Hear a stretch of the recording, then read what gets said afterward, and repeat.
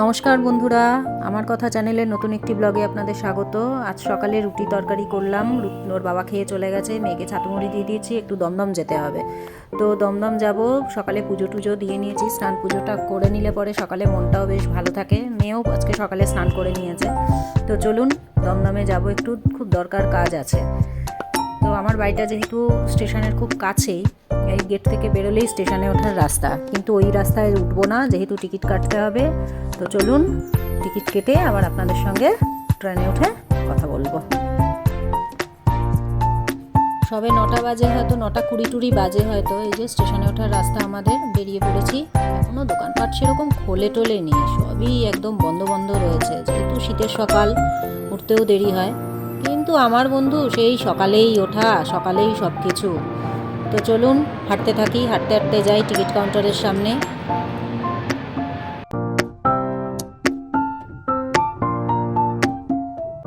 তো গল্প করতে করতে দেখুন টিকিট কাউন্টারেও এসে পৌঁছে গেলাম।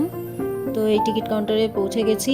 এখানে লাইন দিয়ে টিকিটটা কাটবো না, এই মেশিনে টিকিট কাটাটা আমার খুব সুবিধে মনে হয়, কারণ এই টিকিট কাউন্টারে সবসময় সবাই বসেও থাকে না ভেতরে। আর কি বলবো, আর এই যে মেশিনে টিকিটটা কেটে নিই, টিকিটটা কেটে নিয়ে এবার দমদমে ট্রেন একটা ঢুকছে, কি ট্রেন জানি না, তবে 9:40 ট্রেনটাই ধরবো। ওটা লেডি স্পেশাল, তো ওটা একটু ফাঁকা থাকে। তো চলুন টিকিটটা কেটে নিলাম, টিকিটটা কেটে নিয়ে এই ট্রেন ঢুকছে। চলুন তাড়াতাড়ি যাই, দেখি কি ট্রেন। যদি ফাঁকা থাকে তাহলে উঠবো, আর যদি ভিড় থাকে তাহলে আর উঠবো না। ট্রেন তো এই যে ঢুকে গেছে একটা ট্রেন। না, ভিড় আছে, উঠবো না। মেয়েও বললো না, উঠবো না। তো চলুন বসি। আবার 9:40 বলেছে ট্রেন, 9:40 ট্রেনটা আবার কটায় আসে? ইস্টার্ন রেলওয়ে বলে কথা, তাই না বন্ধুরা? না, টাইমেই এসেছে। এই যে ট্রেনে উঠে গেছি, ট্রেনেই দমদম নেমে পড়েছি। আবার নেমে এবার একটু কাজটা সেরে নিয়ে আবার আপনাদের সঙ্গে দেখা হবে। এই আবার ফেরার ট্রেনও পেয়ে গেলাম, ফেরার ট্রেনে উঠে পড়লাম। মধ্যমগ্রাম ঢুকছে, এই মধ্যমগ্রামে সেই বিখ্যাত খাল আপনারা দেখলেন। এই ঢুকে পড়েছি মধ্যমগ্রামে। এসে এবার মেয়ে বললো কচুরি খাবে, তাহলে চল কিনে দিই। তা কচুরিটা, কারণ রান্না করতে অনেকটাই দেরি হবে, কখন হবে জানি না, কি করব আজকে। তাছাড়া শনিবার, নিরামিষের ব্যাপার, দেখা যাক কতটা কি করতে পারি, কি হয়। তো চলুন, বাড়িতেও এসে গেছি, পৌঁছে গেছি বাড়িতে। আবার আপনাদের সঙ্গে একটু পরে কথা বলছি। তো বাড়ি ফিরে এসেছি, বাড়ি ফিরে এসে এই এবার রান্নার দিকে মন দিতে হবে।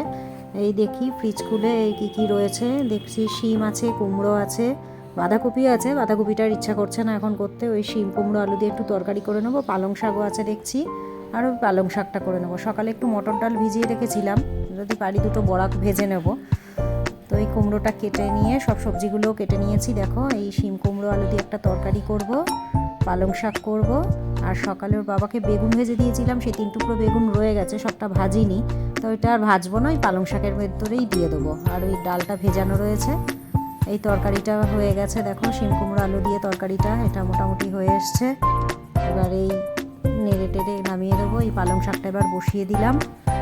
পালং শাকটা হয়ে গেলে পরে ডালটা ফোড়ন দিলে পরে রান্না মোটামুটি আমার কমপ্লিট হয়ে যাবে। এই পালং শাকটা বসিয়ে দিই।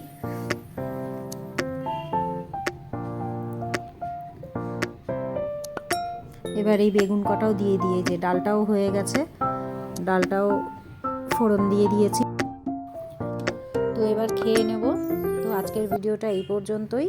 তোমরা কিন্তু সবাই নিশ্চয়ই খুব ভালো থাকবে, তোমাদের সাথে আমিও ভালো থাকবো। এইভাবেই পাশে থেকো। তো টাটা।